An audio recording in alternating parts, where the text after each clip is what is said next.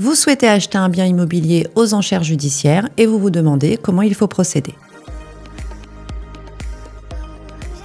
Bonjour, je suis Aurore Van Hove, avocate en saisie immobilière. Lorsqu'un créancier n'est pas payé, il peut recourir à ce qu'on appelle une saisie immobilière. C'est-à-dire que le juge va l'autoriser à saisir le bien immobilier de son débiteur pour être payé de sa créance. On appelle ça une vente à la barre du tribunal. Vous pouvez consulter ces annonces dans un journal d'annonces légales tel que le Matobraine. Et vous avez également des sites qui référencent l'ensemble des annonces dans toute la France, tels que Licitor ou Info Enchères. Ce qu'il faut savoir dans les ventes aux enchères, c'est que le bien est mis à prix à environ 30 ou 40% de sa valeur. Je prends un exemple, le bien est mis à prix à 70 000 € et vous êtes le seul enchérisseur. Vous allez porter une seule enchère, 71 000 € et vous allez être déclaré adjudicataire du bien. Évidemment, la plupart du temps, vous n'êtes pas le ou la seule intéressée et il se peut qu'il y ait plusieurs enchérisseurs. Et à ce moment-là, les enchères vont se succéder, 71, 72, 73, jusqu'à temps qu'il n'en reste plus qu'un.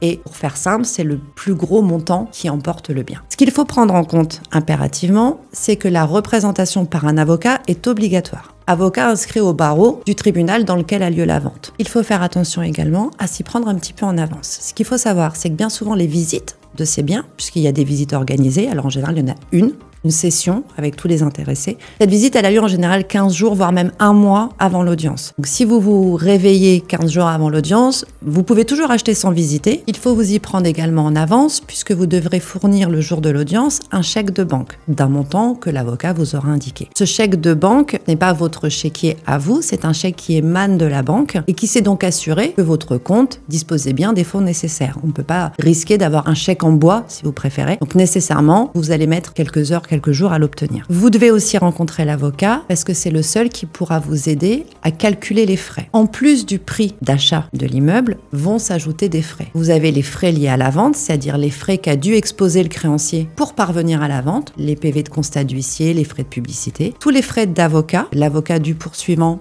et l'avocat de l'enchérisseur, les frais de mutation et les frais de publicité. Il faut être conscient que ces frais s'ajoutent au prix de vente et l'avocat est là pour vous les estimer, ce qui vous permettra à vous de fixer le montant de ce qu'on appelle le pouvoir, c'est-à-dire vous donner pouvoir à votre avocat d'enchérir jusqu'à la somme de 100 ou 120 000 €, somme au-delà de laquelle il ne pourra pas enchérir.